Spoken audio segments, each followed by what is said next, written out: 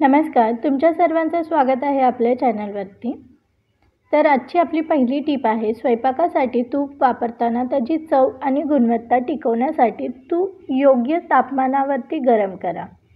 तूप गरम करताना त्याला जास्त ताप देऊ नका, कारण की उच्च तापमानामुळे तूप खराब होऊ शकतं आणि त्याची चव देखील बदलते। तर तूप मध्यम आचेवरती हळूवार वितळवा, ज्यामुळे त्याचा सुगंध आणि स्वाद अधिक चांगल्या प्रकारे उगम पावतो। तूप गरम होऊन थोडं कडकडायला लागल्यावरच भाजणी करा, त्यामुळे तुमच्या जेवणाला खास पारंपरिक चव येईल। दुसरी टीप आहे, मसाल्यांच्या चव वाढवण्यासाठी मसाला बरणी कोरडी हवा बंद ठेवावी। स्वयंपाकात वापरले जाणारे तिखट मसाले यांसारखे मसाले घरगुती डब्यामध्ये ठेवताना ओली ती बरणी नसावी। तर मसाल्यांच्या जवळ ओलावा, सूर्यप्रकाश नसावा, कारण यामुळे मसाल्यांचा सुगंध कमी होतो। तर तिसरी टीप आहे, स्वयंपाक करताना पाणी आणि तेल याचे प्रमाण योग्य ठेवा, जेणेकरून जेवण स्वादिष्ट आणि आरोग्यदायी बनेल। अन्नात पाणी जास्त वापरल्यास त्याची चव कमी होऊ शकते आणि पाण्यामुळे पदार्थ बिचकट लागतात।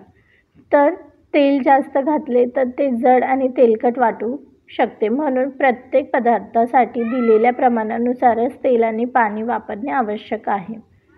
चौथी टीप आहे, स्वयंपाकघरात कपडा आणि किचन टॉवेल नियमित स्वच्छ धुवा आणि वेगळे ठेवा, जेणेकरून जेवण करताना वापरले जाणारे कपडा आणि टॉवेल जर स्वच्छ न ठेवले तर ते वरती जंतू वाढू शकतात आणि अन्नामध्ये देखील घाण मिसळण्याची शक्यता असते। म्हणून दररोज किचन कपडा धुणे आणि विशिष्ट जागी ठेवणे हे गरजेचे आहे। किचनमध्ये आरोग्यदायी वातावरण तयार होतं। पाचवी टीप आहे, स्वयंपाक करताना आवडत असेल तर घरच्या घरी तिखट बनवून ठेवा, त्यामुळे तुम्हाला नेहमी ताजं आणि चवदार तिखट वापरता येईल। बाजारात मिळणाऱ्या तिखटमध्ये काही वेळा मिश्रणामध्ये नको ती घटक असू शकतात। घरच्या घरी तिखट बनवताना तुम्ही ताज्या लाल मिरच्या वाटून त्याची पूड तयार करू शकता। त्यात मीठ, मिरची, जिरे, हळद, हिंग टाकून तुम्ही स्वादिष्ट मसाला बनवू शकता।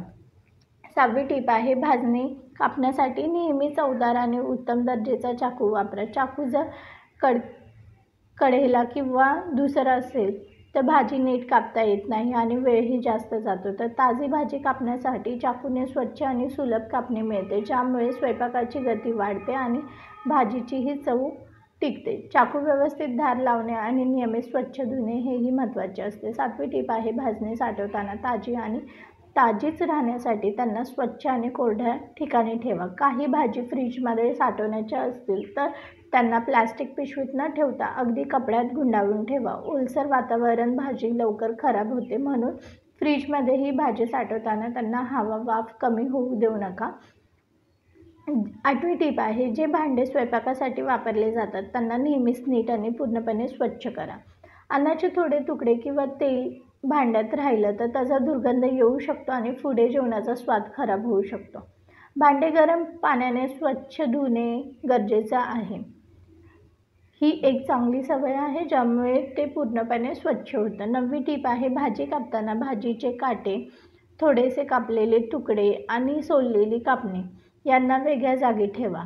यामुळे स्वयंपाक करताना स्वच्छता राहते आणि भाजीमध्ये घाण किंवा अन्य अडथळा येत नाही। तसेच यामुळे किचनमध्ये गंधही कमी होतो आणि स्वयंपाकाची जागा अधिक स्वच्छ आणि सुगंधी राहते। 10वी टीप आहे, कांदा ताजी आणि दीर्घकाळ टिकवण्यासाठी त्यांना हवेपासून दूर आणि थंड जागी ठेवा। कांद्याला प्लास्टिकच्या पिशवीत बंद करून ठेवू नका, कारण की त्यातून ओलावा तयार होतो आणि कांदा लवकर खराब होतो। एका कपड्यात किंवा जाळीदार पिशवीत कांदा ठेवणे हा एक चांगला उपाय आहे, ज्यामुळे हवा कपड्याद्वारे जाईल आणि कांदा ताजा राहील। 11वी टीप आहे, तांदूळ स्वयंपाक करताना त्याचे प्रमाण योग्य ठेवणे खूप गरजेचे आहे। जास्त तांदूळ घेतल्यास स्वयंपाक जास्त वेळ लागतो आणि उरलेल्या तांदळाचा वापर होऊ शकत नाही। तसेच कमी तांदूळ घेतले तर जेवण अपूर्ण वाटू शकते। तर त्यामुळे घरातील सदस्यांच्या गरजेनुसार तांदळाचे प्रमाण निश्चित करणे देखील गरजेचं आहे। 12वी टीप आहे, स्वयंपाक करताना तेलाचे प्रमाण नियंत्रणात करणे गरजेचे आहे। जास्त तेल वापरल्यास अन्न जड होते आणि पोटासाठी अपायकारक होऊ शकते।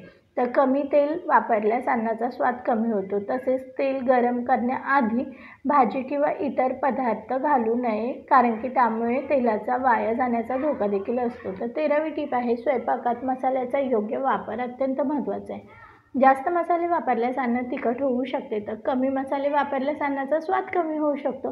तर मसाले थोड्या प्रमाणात गरम तेलात तळल्याने त्याचा सुगंध आणि चव अधिक वाढते, तर त्यामुळे मसाल्यांचा वापर काळजीपूर्वक करा. 14वी टीप आहे, भाजी स्वयंपाकासाठी वापरण्याआधी ती नीट स्वच्छ धुणे अत्यंत महत्त्वाचे आहे. भाजीवरती माती, कीटकनाशके किंवा रसायनांचे आवश्यक असू शकते, जे आरोग्यासाठी हानिकारक असतात. तर थोड्या मीठ किंवा विनेगरच्या पाण्यात भाज्या भिजवून ठेवणे जास्त अत्यंत महत्त्वाचे आहे. 15वी टीप आहे, स्वयंपाकाचा वेळ कमी करण्यासाठी प्रेशर कुकरचा वापर करणे फायदेशीर ठरते. प्रेशर कुकरमध्ये भाज्या, डाळी आणि मासे लवकर शिजतात, त्यामुळे वेळ आणि वीज दोन्ही बचत होते.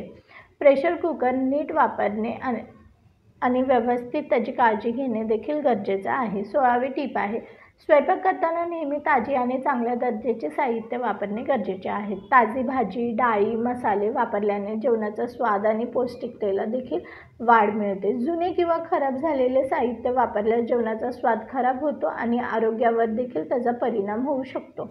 17वी टीप आहे, स्वयंपाक करताना पाण्याचे प्रमाण योग्य ठेवणे देखील महत्त्वाचे आहे. जास्त पाणी वापरल्यास पदार्थ पायाळू होऊ शकतात, तर काही पाण्यामुळे अन्न अर्धवट शिजू शकते. उदाहरणार्थ, भात शिजवताना तांदळाच्या प्रमाणानुसार पाणी घालावे, त्यामुळे भात चविष्ट आणि मऊ होतो.